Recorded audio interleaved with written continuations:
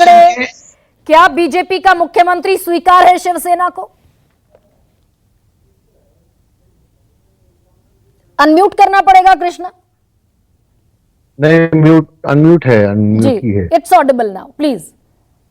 या देखिए, ऐसा है, पहले तो मैं आपको बता दूं कि जो भी कॉन्स्टिट्यूंसी में जो विनेबल कैंडिडेट होगा, जो सबसे एक्सेप्टेबल कैंडिडेट होगा पब्लिक को, उसको टिकट दिया जाएगा। और अगर कोई सिटिंग कैंडिडेट भी एक्सेप्टेबल नहीं होगा और उसकी जरूरत होगी चेंज करने की, तो वो भी हमारा जो महायुति का कोalition है वो चेंज करेगा। नहीं, सवाल ये है, बीजेपी का मुख्यमंत्री स्वीकार है कृष्णा जी? देखिए ना, देखिए मैं आपको जवाब देता हूं। हमको सब कुछ जायज है, कोई ये पॉलिटिकल है। अभी तक जो हमारा सीट शेयरिंग है उसकी प्रक्रिया ही शुरू है। अभी जैसे हमारे पास 40 विधायक थे, लेकिन एकनाथ शिंदे जी फिर भी मुख्यमंत्री बने।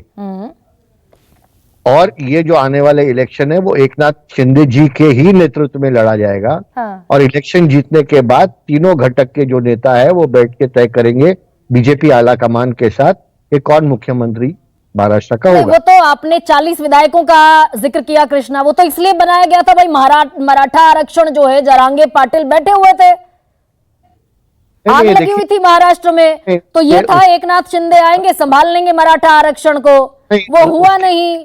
तो अब बीजेपी क्यों, अगर सिंगल लार्जेस्ट पार्टी बनी, एकनाथ शिंदे को मुख्यमंत्री बनाएगी? देखिए, भारतीय जनता पार्टी में भी बहुत अच्छे मराठा नेता हैं। ऐसे नहीं है कि उनके पास नहीं है, लेकिन जो एकनाथ शिंदे जी ने जो यहाँ पर रेबेलियन किया, या उसे कहते हैं एक अपराइजिंग किया, या फिर हिंदुत्व के राह पे वो फिर से चले, जो 2019 में शिवसेना और भारतीय जनता पार्टी, जो देश की ओल्डेस्ट कोalition है हिंदुत्व के नाम पे 1987 से, और उद्धव ठाकरे जी ने 2019 में ये हिंदुत्व का जो नेचुरल अलायंस है उसको तोड़कर कांग्रेस के साथ गए। वही कांग्रेस जिनके लिए उनके पिताजी हिंदू हृदय सम्राट बाला साहेब ठाकरे जी ने कहा कि जो दिन मुझे कांग्रेस के साथ हाथ मिलाना पड़े मैं मेरी दुकान बंद कर दूंगा।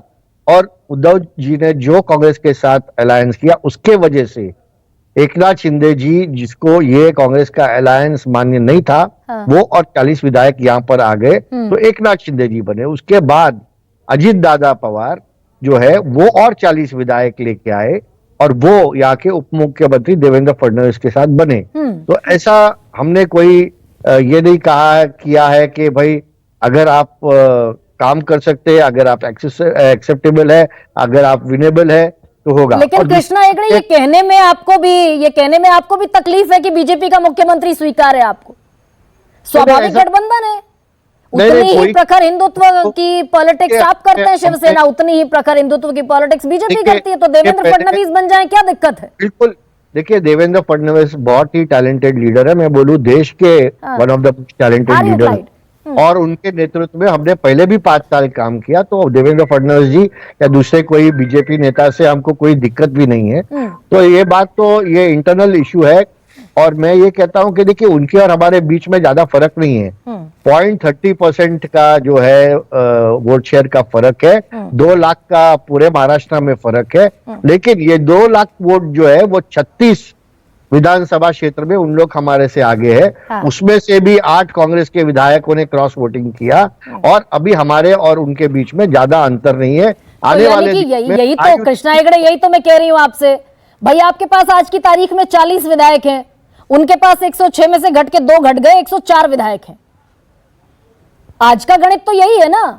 नहीं, तो आज का गणित ये है, और आज का मुख्यमंत्री भी एकनाथ शिंदे है। तो उसमें हमको फर्क नहीं है। देखिए, मुख्यमंत्री कौन बनता है वो इम्पोर्टेंट नहीं है, लोगों महाराष्ट्र की लोगों की का काम कौन करेगा वो इम्पोर्टेंट है। और वो ये महायुति की सरकार कही है, फेस टू फेस जनता की काम कर रही है, 24/7 काम कर रही है, और फेसबुक लाइव की सरकार हम नहीं चला रहे। ठीक है, तो मुख्यमंत्री का चेहरा इंपॉर्टेंट नहीं है,